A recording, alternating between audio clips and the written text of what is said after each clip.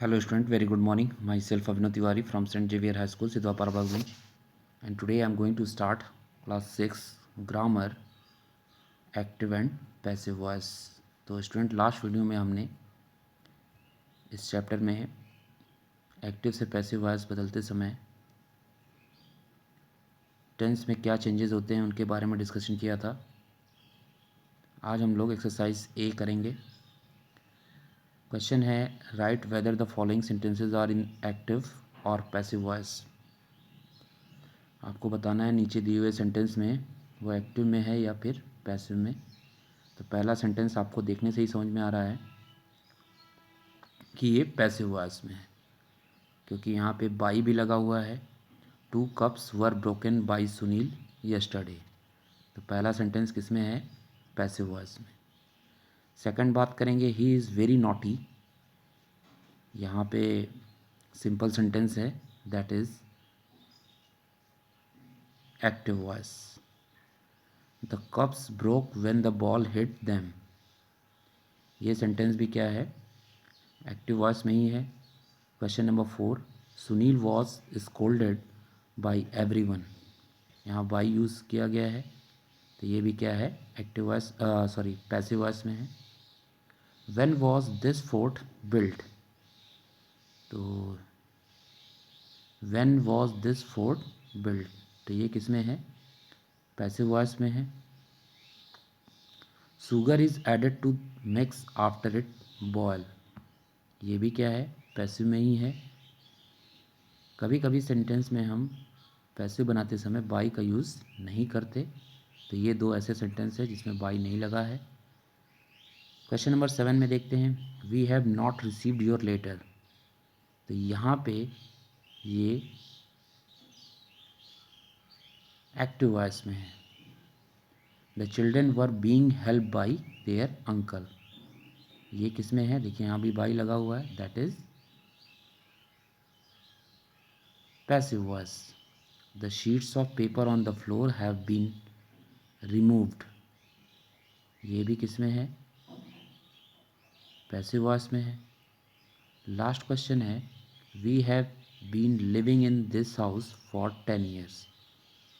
तो ये आपका किस में है? एक्टिव वॉइस में है। अब बढ़ते हैं एक्सरसाइज बी की तरफ। एक्सरसाइज बी है change the following sentences into the passive voice.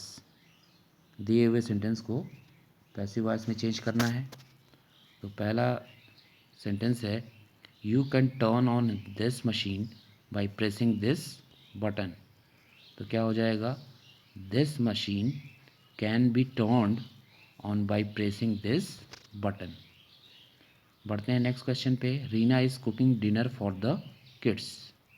तो हो जाएगा dinner is being cooked by Reena for the kids. Mr Dubey wrote this book. Answer होगा this book was written by Mr Dubey. Uncle Sudarshan told the children a story. तो हो जाएगा the children were told a story by uncle Sudarshan. Next है the investigators finally caught the murderer. So answer is the murderer was finally caught by the investigation. Next है they have opened the front gate. तो answer होगा the front gate has been opened by them. पढ़ते हैं next question की तरफ। The children are decorating the classroom.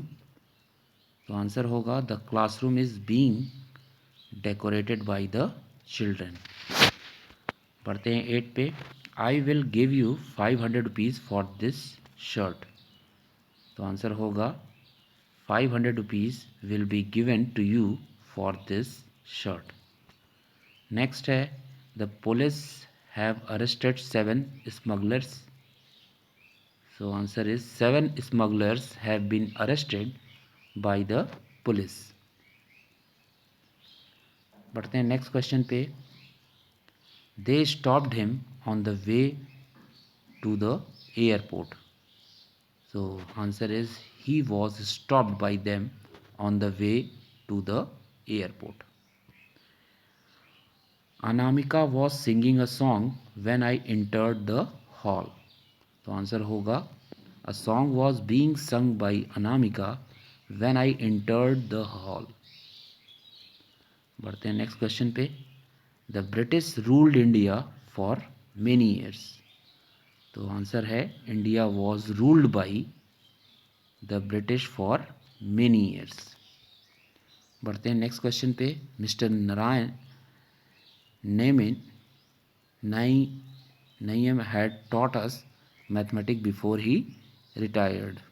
तो answer होगा we had been taught mathematics by Mr Naim before he retired. Question number 14 की तरफ बढ़ते हैं. Priya will present a mono act at the event.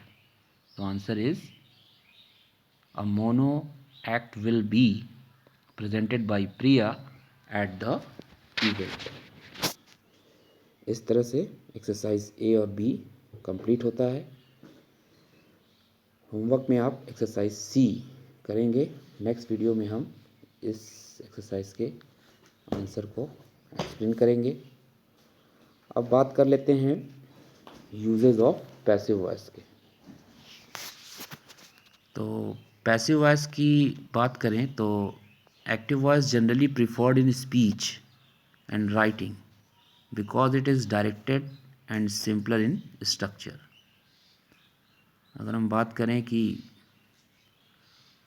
बोलते समय हम जनरली एक्टिव वॉइस का ही यूज़ करते हैं, लेकिन बोलने और लिखने दोनों में ही हम एक्टिव वॉइस का यूज़ करते हैं क्योंकि it is direct and simpler in structure. क्योंकि जो इसका स्ट्रक्चर है वो काफ़ी इजी है, तो उससे हमें बोलना और लिखना आसानी से हो जाता है. However, the passive has specific uses in the following context.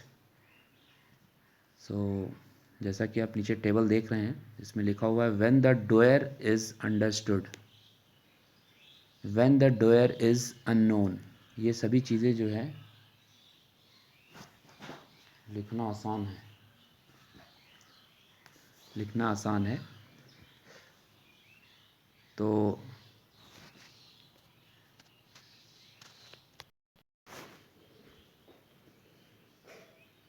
when the speaker does not want to specify the doer of the action he or she is speaking about. तो यहाँ पे अगर आप देखें तो हमने जो ऊपर के 2 सेंटेंसेस बोले वो काफ़ी सिंपल हैं, उन्हें समझना आसान है, उनका स्ट्रक्चर भी सिंपल है. तो लिखने और बोलने में हम एक्टिव वॉइस का यूज़ करते हैं. The burglar was caught, rice is cultivated here. ये सभी चीज़ें क्या हैं,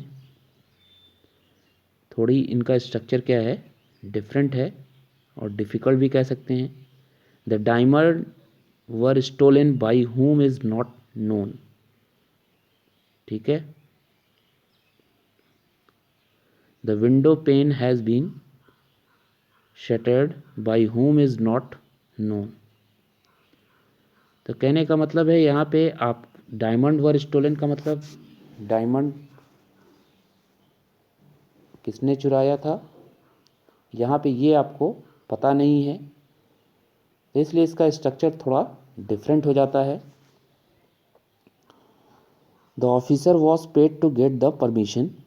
the speaker does not want to name the person who paid the officer. अब यहाँ पे उस पर्सन का नाम नहीं पता है जो ऑफिसर को पेड करता है. Sunil was asked to pretend as a candidate. The speaker does not want to name the person who asked Sunil to pretend as a candidate. यहाँ speaker does not want to name the person.